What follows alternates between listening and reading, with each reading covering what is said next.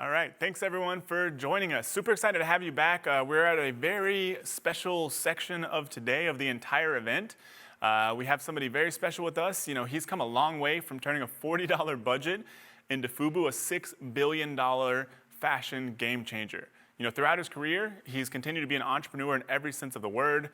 He's not only a pioneer in the fashion industry, but a shark on the 4-time Emmy Award-winning Shark Tank, a New York Times best-selling author, branding guru, and highly sought-after motivational speaker. And that's why we have him here today. Super excited to be able to do a live Q&A with him. I have some of my own questions, but before this event, if you saw the emails, we actually got some questions for you. So we've got from you. And so we've got people from all over the world attending this event right now. We got questions from all over the world also. So I'm super excited to be able to ask some of your questions to the one and only Daymond John. So thank you very much for joining us, Daymond. Thanks for having me. How you doing, man? Good, how about you?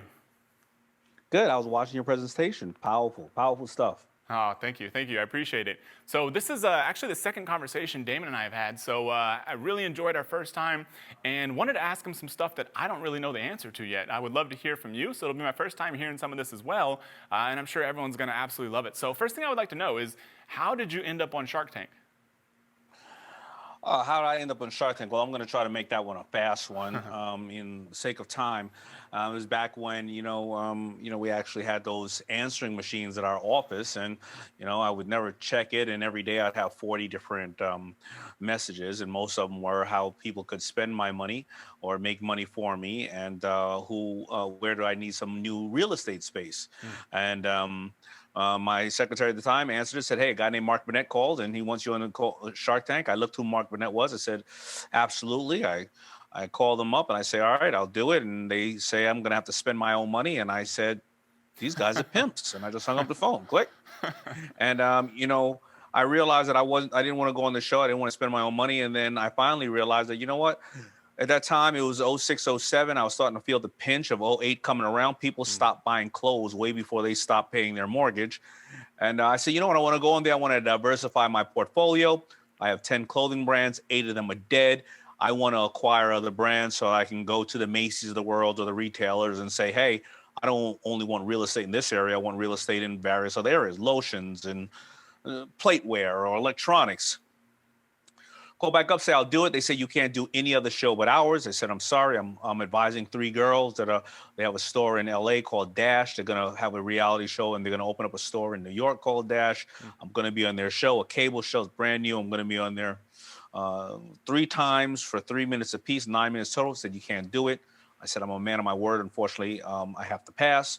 An agent in LA found out that I'm giving up being on ABC with Mark Burnett for 3 girls that nobody ever hear of. That's what he said, called the Kardashians. And I was co-managing the Kardashians at some level of managing their product placement on the show. The Kardashians found out I was going to turn down Shark Tank because I represented them, and they fired me because they said they never want to get in my way. Oh my God. Hence, Shark Tank was born. Yeah, it's awesome. So you originally wanted to go on there to kind of build up your business portfolio. You weren't necessarily going on there to be famous, and you're maybe not expecting to blow up like it has been, but your goal was to grow your businesses. Yeah, I never thought that the show would take off, and I never thought that even if it did take off, the show would be anybody who would want to see what you and I and many of these people who are witnessing us do every single day in our normal course of transacting business. But the show became a hit, and we're about to start filming our 13th year. Yeah. So why do you think it worked out so well? Why do you think it's been I such a think big that success? I think that when did you ever see what millionaires and billionaires are going to ask of the everyday person? When did you ever see people that were sleeping on their, on their couch or in a car a year ago become millionaires and be able to bring that value to the sharks when you may have been taught or raised that it takes money to make money, and oh my God, all these people are so lucky, So I think it shows the true entrepreneurial spirit that anybody around the world can do right now, and you have no excuse anymore. And I think that it has made a lot of millionaires have come out of Shark Tank, and people see these people as local business owners or huge brands like Bombas Socks or Scrub Daddy or Ring Doorbell and go, I first saw them on Shark Tank and they didn't have anything when they were on Shark Tank. Look at them now. Why can't it be me? Yeah, I actually didn't know Ring came from Shark Tank. I mean, they blew up and got bought by Amazon for a ton of money. Yeah, $1.2 billion they Oh, got wow. purchased by Amazon. Now they came on a Shark Tank, and Jamie, the owner, had said that he asked for too much. He said if he was on the panel, he would have never, invested in it as well. None of us did, Yeah. but we truly believe that because we softened and tenderized him so well that when he went out to the market, he reduced his ask, and he owes us 5%, I believe, just for, making him a little more attractive Yeah. with love. And what's been so far, after doing this for so long, like what's been your favorite part about being on the show? I want to listen. There's so many different favorite parts about being on the show, but I always want to bring it back to the audience that we're speaking to. Yeah. I think the favorite part about being on the show is that if I was not on the show, I would be doing business the traditional way that most of my colleagues are doing it, and they're sucking wind.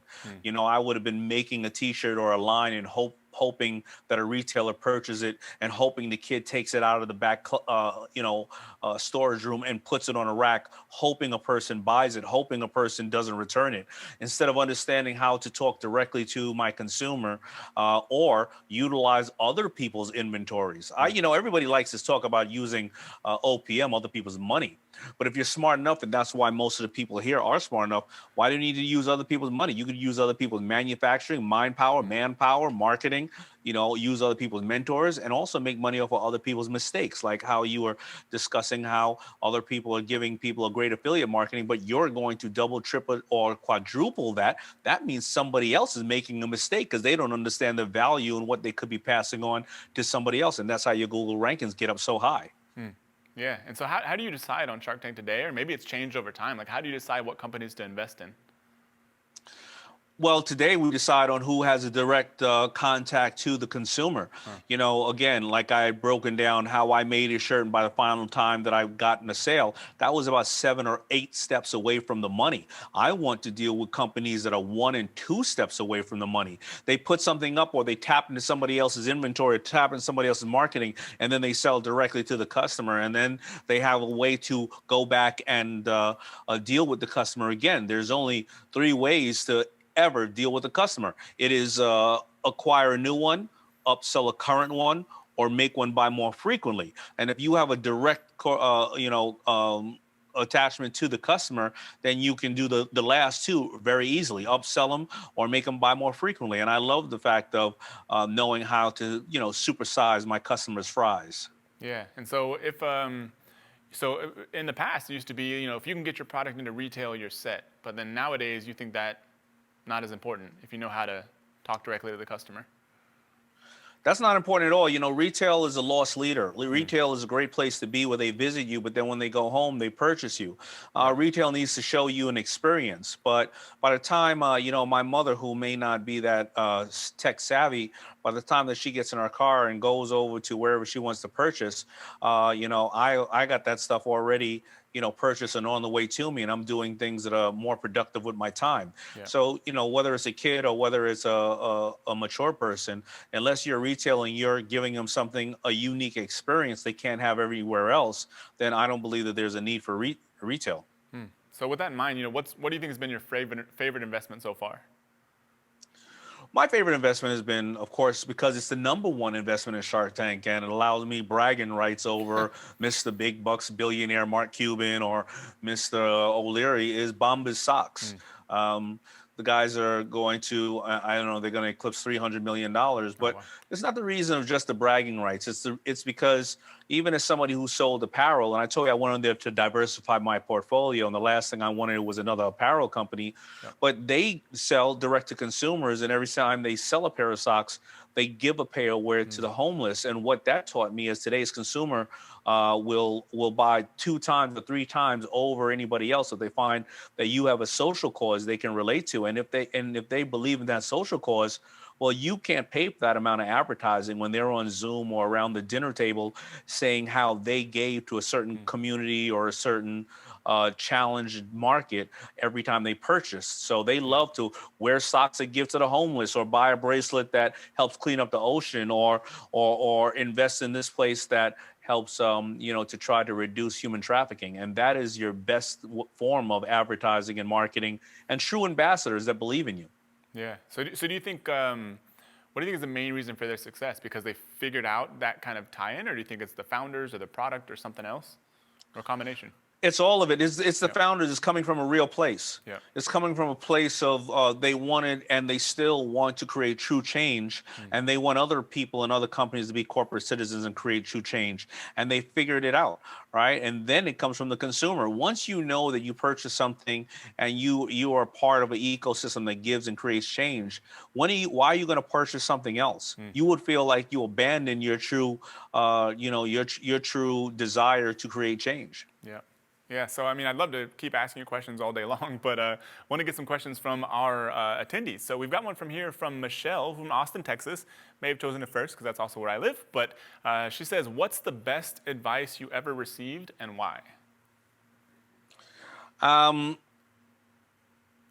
There's so many different forms of advice that I received, but I would have to think of the first one, and not in any order, is one of my mentors said, "Money is a great slave, but a horrible master." And anybody that does things solely for the form of money usually never ends up making it or ends up in the wrong place. Yep. I think the another one is.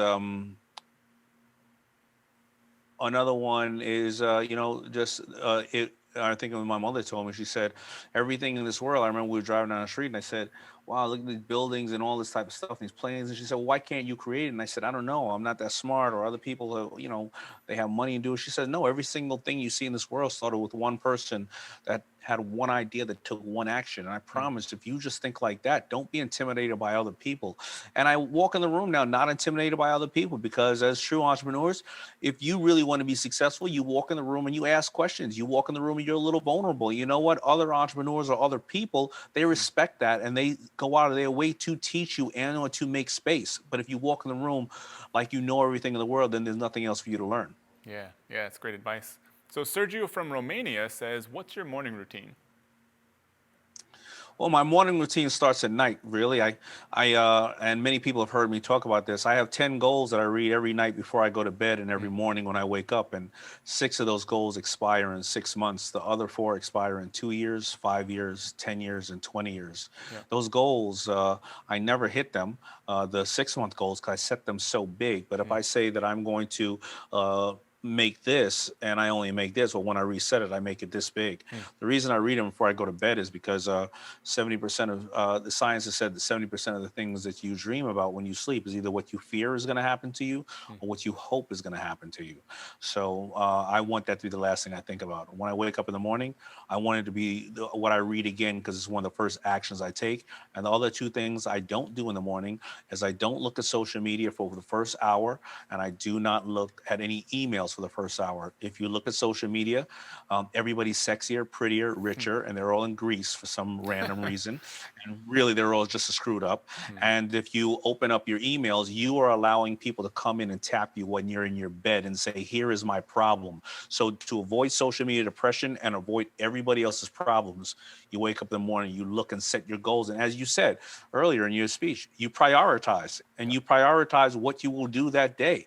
If you're going to take another digital course that day, if you were going to call 50 people at 6 o'clock, if you are going to, have dinner or do tea time with your daughter, exercise, educate yourself. You have to schedule everything in your day. If not, you'll never get to the things that are about you. You'll always get to the things that other people want you to do. Yeah, so you review your goals, you don't check social media, don't check email, and then would you say you just spend like an hour or so before you turn on all that stuff on some focus work on your top priority?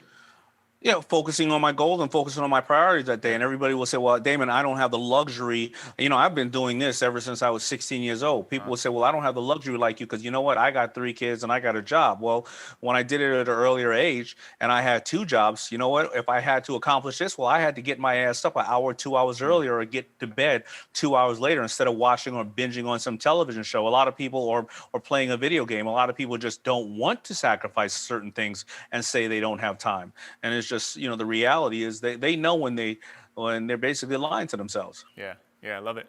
So this is another one, actually for me, I want to throw in here. When you feel unmotivated, assuming you do at times, what do you do? First of all, I ask myself the core of why I'm unmotivated. And generally it comes back to not reading my goals. You see, I told you about how I read my goals 5 nights a week, but you know what? I'm human. I skip it sometimes for a week or 2 weeks, and I go, what am I doing? Why am I so unmotivated? Because I don't have my North Star anymore. Yeah. Also, am I sick? Am I tired? Am I hungover? Where is the form of it coming from? And if it's something like sick, if it's something like hungover or something, I reset and I say to myself, go take a nap or go do what you got to do and be ready for tomorrow. If the next day is like that, then I keep reevaluating where is the core coming from. And sooner or later, I'll find it. Even though sometimes I may really know what it is, but I'm trying to avoid it like all other human beings. You're trying not to look at the problem. Yeah. And then sooner or later, I will analyze the problem and realize, where did I get by not acknowledging the core and the problem? Oh, my God, I haven't done anything this week that I wanted to accomplish. Yeah. All right, Daymond, be a big boy, put your big boy pants on and address the issue. And sometimes they're very uncomfortable issues. Yeah, it's crazy. Sometimes it seems like just jumping in and doing something towards your goal sort of clears a lot of that stuff up. It does. Yeah. So Jan from Germany says, what's the one thing that separates the super rich from the average rich? Homework. What does that mean? Doing more and more homework, educating themselves. They say that an employer will read 50 books a year, and an employee will read one. Me, I still go after mentors. I believe life is a series of mentors. I also, as I educate myself further, I also say no more than I say yes. Because, it's not all the deals that you lose, sometimes the deals that you take. And I drill down on the things that I really know best, and I slowly educate myself on the things that I don't know. And if I don't know it, I'll get somebody else and maybe strategically, obviously be a partner with somebody. But again, it is constantly educating myself on where the ball or where the puck is going and slowly moving into that area. I mean, I can't emphasize anything more than educating yourself and also taking inventory, and so I think the three absolute pillars that you can't get around to be successful is, number one, inventory, knowing your why. Why are you doing it? Why are you not doing it? What do you want to get out of this? What are you willing to risk for this? Are you doing this because society said to do it, because your family said to do it? Or are you really doing this because you want to do it because you're the only person that has a blueprint to you? Number two, as we discussed, setting your goals. You have to have an objective. You cannot hit a goal and a target that you can't see. If you're setting goals all day long. So if you decide to go to the store today, how are you going there? Are you getting in the car? Are you walking? Are you riding a bike? And you have money on you, your credit card, your Apple Pay, and what are you going there for? You already set these goals, but yet a lot of people won't set goals in their personal life on what they want to achieve. And they'll let other people set goals for them. You can't get the guy, you can't get the girl, you can't take this course and do $50 million in business or $2 million a month. No way, I've never heard of that before. You're going to embarrass yourself. You're going to embarrass us. And we let other people set goals for us. That's why I flood my mind with the goals that I want to have in my life. And the third pillar, which I already mentioned, it's education. It's mentors. It's constantly being a little vulnerable, and it's constantly having a little sense of paranoia because anybody can get hacked. If you ask BlackBerry and Blockbuster and Kodak if they can get hacked, you wouldn't get an answer because they're not around anymore. Anybody can get hacked. Yeah. Imran from Afghanistan says, how do you deal with imposter syndrome and fear of failure? Well, that's a good question. I've had it in the past in some level, but it wasn't on a major level. Again, if you are being a little bit vulnerable, you'll get over the imposter syndrome because you have a lot of people trying to push you in the right direction. And that's the important part. And when you listen, I'm a guy that I'm on Shark Tank. I go speak at huge organizations, Fortune 100 companies, and I go speak at places like Harvard and Yale. I don't get up in Harvard and Yale and speak to the body and the faculty and staff and tell the professors that I know every single thing about being an entrepreneur. I would be insulting them. However, of course, their ego's in the room wondering, well, listen, I teach all year here and I've been here for 20 years and I've exited 10 companies. Why is everybody clamoring over this young man who gets up on stage? And when I get up on say, you know what I say? I said, listen, I'm going to tell you my story and only my story. I can only tell you that because this is what I've experienced. I can't tell you if this is going to be your story or this is the best way to do things. All I can tell you is my experience that I'm going to share with you. The professors in the crowd can tell you many people's stories, and they can even give me a PhD, and I'm here to learn from them just as much. What do? I'm making myself a little vulnerable, but I'm also giving acknowledgement to another person in the room. That changes the professor's whole demeanor from looking at me like this to looking around like, did you hear what he just said about me? And when you walk in the room, when you do that to others, you take the imposter syndrome away from you, you give the power to them, and they give it right back to you. Yeah, yeah, that's an awesome point. Yeah, I feel like a lot of times, you're so concerned on yourself, but like giving that credibility and praise to somebody else is almost like the perfect antidote. Absolutely.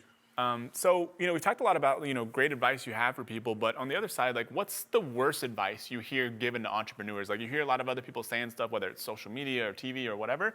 Like, what's some of the advice you hear that, like, I wish people didn't really hear that or didn't follow it? Oh, well, it's entrepreneurship is very hard and you can't do it. I can do it, and it's not. I'm telling you, what's harder than being an entrepreneur? Nothing, taking nothing away from a dad. But a mother, someone who brings a life into this world, and I don't care how many books you read, it ain't going to be able to walk you down the path on everything to do with that child, to grow that child, that human being. That's what's hard. Being an entrepreneur, you fail a bunch of times and you learn from those failures.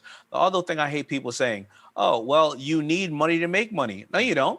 Because if 65% of the Forbes top 1,000 wealthiest people are all self-made men and women, that means they came from nothing. And if 65% of lotto winners and athletes are bankrupt 3 years after leaving the league or hitting the lotto, well, the money obviously didn't do anything for them. So all those that's a whole bunch of crap. The bottom line to success, and then you need to know people, to get places. Well, I don't have a famous. I'm about to say I don't have a famous last name, but I do have a famous last name. It didn't help me out. If I call Elton John to tell him I'm his son, he's not going to believe me for various different reasons. That didn't help me.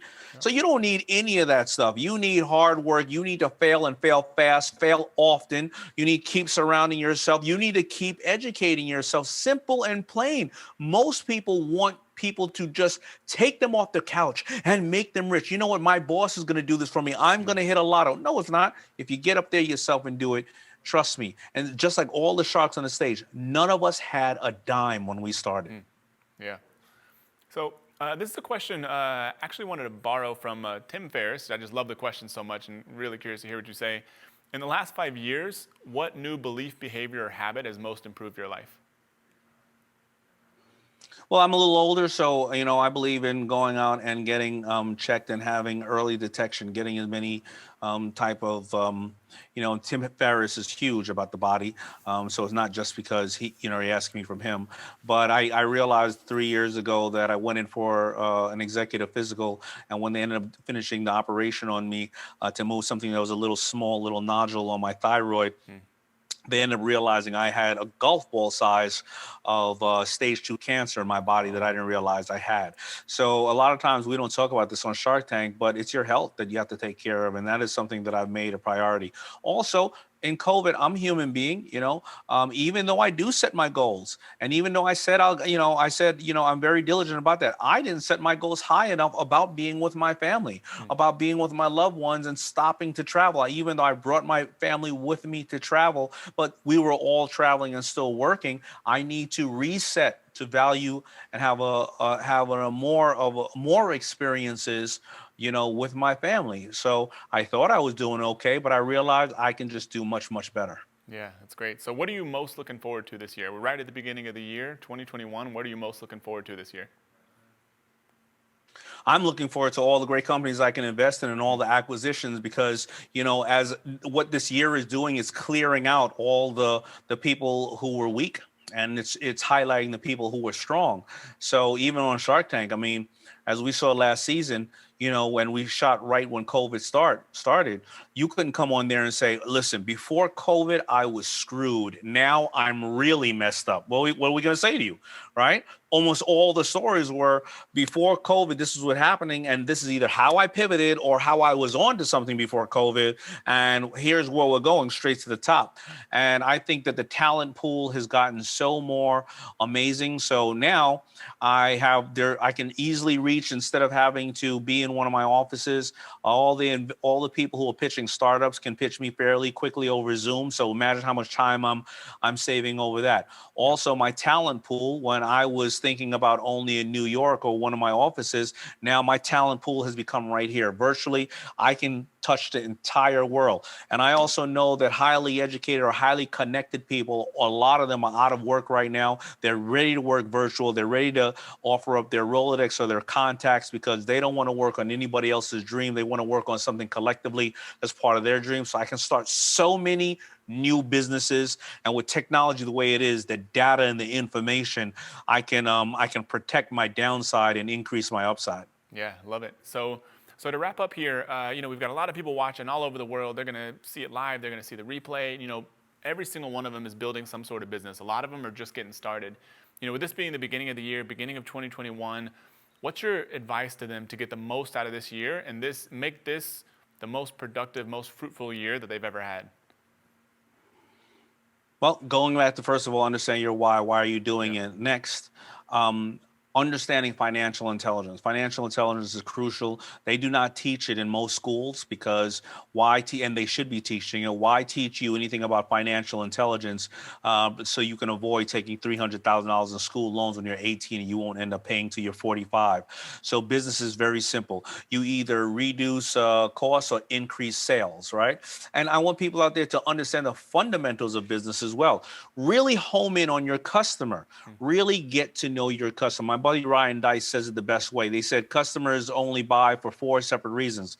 Number one is to live. Number two, and they're not in any order. Number one is to live, medicines and things of that nature. Number two is for entertainment. Number three, education. And number four, this is most likely where you are, is to pay somebody else to do something they're too damn lazy to do themselves, right? They don't want to make a shirt. They don't want to make this. They don't want to go over there and get this. They want you to show how to do it themselves. Be customer obsessed. And do not, even though you're thinking about goals, I want you to think about your 5, 10, and 20-year goals, but do not be, don't have imposter syndrome when people say to you, or you feel like you don't have everything worked out. A lot of people are afraid, in entrepreneurs. They think like they're entrepreneurs are people that fly by the seat of their pants. The real reason that entrepreneurs truly become successful is they found a problem or something in the market that they wanted to change and they wanted to add value. They thought somebody else was going to do it, but nobody did it. So they did it themselves. And once they did it, they did the best damn job they can do for their customer today. And you know what they did tomorrow? The best damn job they can do for their customer tomorrow. And they blinked their eyes, and then they had to exit in 5 years, or they were Daymond John or Mark Cuban or Matt or anybody. They were that in 15 years, but they did the best damn job they can do because they were obsessed with their customer and their unique positioning and how they were giving value to people. Yeah, love it. Appreciate it. All right, so thank you very much, Daymond. It's been amazing talking with you. I'm sure everyone has absolutely loved it. Really love working with you. We've got to work with you and your team quite a bit over the past 6 months or so. It's been absolutely amazing, and hopefully we can do a lot more together. So I really appreciate you showing up here. Thank you so much, and thank you for all you're doing. You're changing people's lives. You're helping them fulfill their dream, and you're helping them become entrepreneurs and get to points and places that they never thought they would be because you're giving them the step-by-step ways to do it. My team has learned off of you. I appreciate what you're doing, and I can't wait to see everybody at the top. Yeah, thank you, Daymond.